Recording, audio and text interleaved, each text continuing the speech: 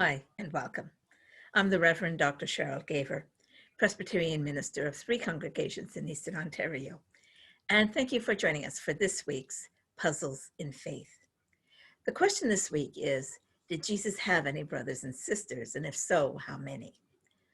Well, the simple story, or the simple answer to the second question, how many, we don't know.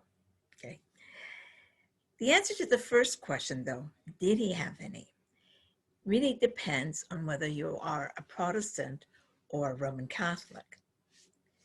If you are a Protestant, you believe, yes, he did have brothers and sisters. The Bible tells us this. Mark chapter 3, verse 32 has Jesus teaching and someone saying, your mother and brothers are outside. Some versions will say mother, brothers, and sisters. Others don't have the sisters in there. So obviously he did have someone. Now, the other thing is, one of the leaders of the early church, James, he's supposed to have been Jesus's brother. In fact, he was the first of the 12 apostles to be martyred, to be killed. And he was leader of the church in Jerusalem. And he's basically seen as being Jesus's brother. So obviously he did have brothers and sisters. We have a challenge, though.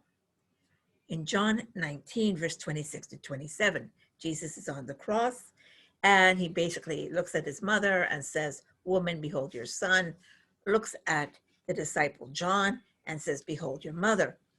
So he's entrusting Mary to one of his disciples.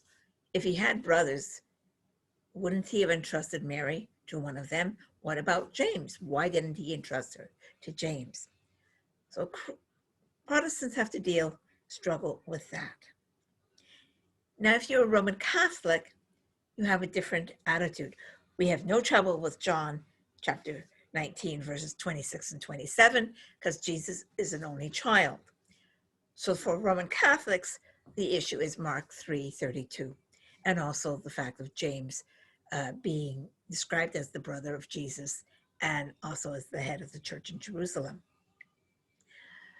One thing that's noted in that Mark passage, where they point out that Jesus's mother and brothers are waiting for him or outside, they don't mention Joseph. So what happened to Joseph? And the idea is that Joseph is dead by this time in Jesus's life, which may suggest he was older to begin with, quite a bit older. And possibly Mary might have been his second wife. He may have been married before and had other children. So Jesus would have been raised with these other children, and he would have called them brothers and sisters. But they were only, well, actually, they were no relationship, since Joseph was their father, Mary was not their mother, and Jesus is the son of Mary and God. So, but they would have been raised in the same household, and he would have called them brothers and sisters. Okay, so that's the problem. And those are the two basic answers.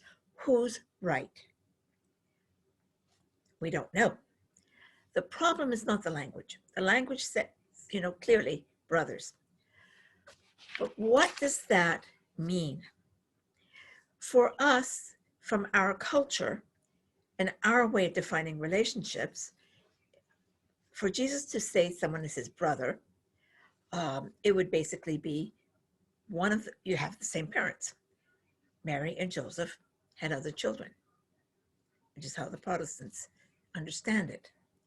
Or possibly Joseph had other children from a previous marriage. Again, that's how the Roman Catholics deal with it. Technically, they would be his half-brothers and half-sisters, but if you have half-brothers and half-sisters, chances are you just call them brother and sister. So that's sort of the situation there.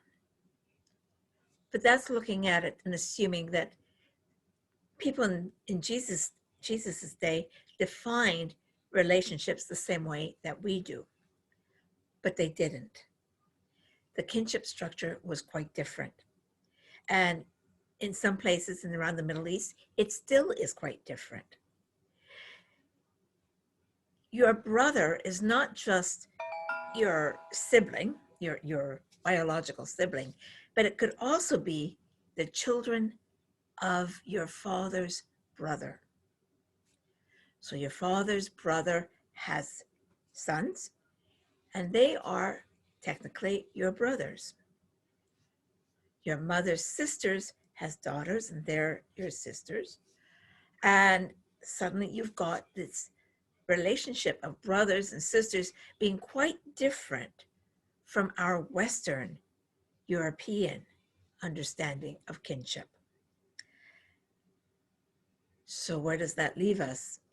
It basically leaves us saying the Protestants could be right, the Roman Catholics could be right. The language isn't going to help us because it uses the word brothers and sisters.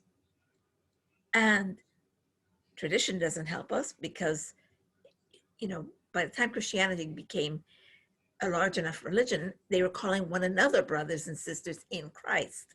So that doesn't really help. The cultural divide is different, and the culture can, point to either answer. So who's right? Both could be right, both could be wrong. We don't know.